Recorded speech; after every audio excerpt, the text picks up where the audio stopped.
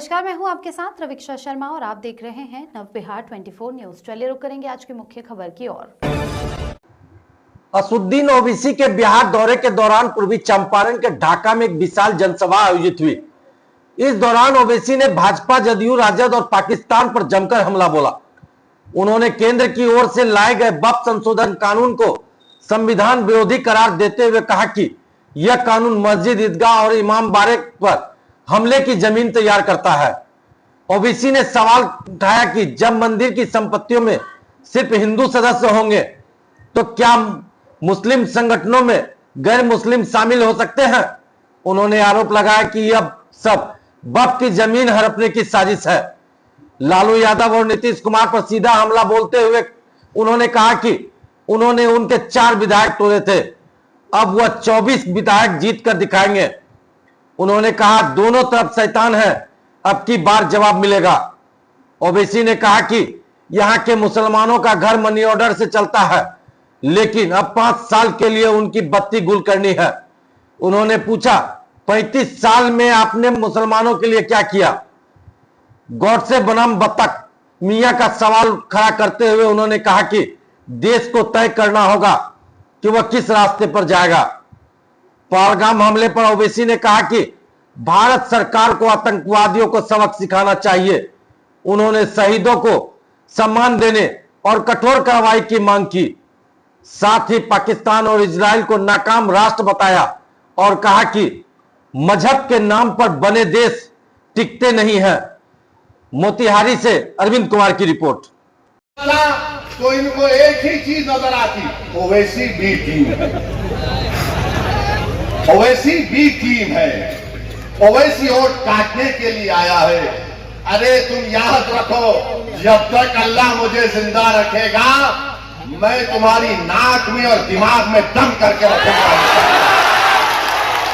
तुम जितना बोलते बोल लो, मगर लालू जी आपके 15 साल हमको क्या मिला बताओ।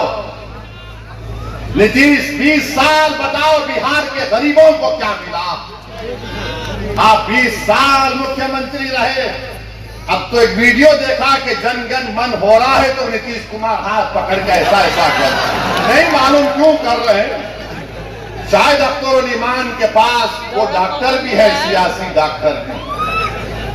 आप बताइए आप किसका साथ देंगे, जिसको आपने 15 साल आजमा लिया, जिसको आपने 20 साल देख लिया और हमको गाली देते थे। 2 मरतबा लालू नीतीश आए और कहा कि ओवैसी को रोको वरना भाजपा आ जाएगी, और आप बेचारे मासूम इनकी बातों में आ गए। आपने उनको वोट दिया मगर फिर वो लड़ लिए, फिर ऐसा लड़ लिए कि बीजेपी भाजपा आ गई। तो जिम्मेदार हम नहीं है अगर बिहार में बीजेपी है, जिम्मेदार लालू है और नीतीश कुमार। और याद रखिए हमारी जिम्मेदारी नहीं है, हमने कभी भी फिरका परस्ती का साथ नहीं किया। हमने हमेशा हिंदू मुस्लिम इत्तेहाद को मजबूत करने का काम किया। मगर याद रखो मेरे अजीज दोस्तों और बुजुर्गों, मगर ये बात तो सही नहीं है कि मैं अपने घर को जलाकर किसी के घर में जाकर रोशनी का चिराग जलाऊं। मेरा घर अगर आबाद रहेगा तो मैं अपने घर के चिराग को जलाकर बाजू के घर में जाकर चिराग जलाऊंगा। हम 50 साल से अपने घर के चिराग को गुल करके, अपने घर को जलाकर राख करके किसी और के महल को रोशन कर रहे हैं। अब महल किसी का रोशन नहीं होगा। पहले राणा के घर में हम चिराग जलाएंगे, तौसीफ आलम के घर में चिराग जलाएंगे, अख्तरुल ईमान को कामयाब करेंगे। ये हमारी कोशिश होनी चाहिए। तुमने देख लिया कि भारत की पार्लियामेंट में बहुत है, मगर अगर तुम्हारी अजमत का मसला आता है, तुम्हारी गीरत का मसला आता है, तुम्हारे तहफ़्फ़ुज़ का मसला आता है, तुम्हारे हुकूक का मसला आता है, तो कौन आवाज उठाता है? उसका पार्टी का नाम मजलिस इत्तेहादुल मुस्लिमीन है। परस लोग हैं, ये अब अपने काम पे लग जाएंगे। ये जितने नाम निहाल सेकुलर लोग हैं वो भी काम पे लग जाएंगे। दोनों तरफ शैतान है।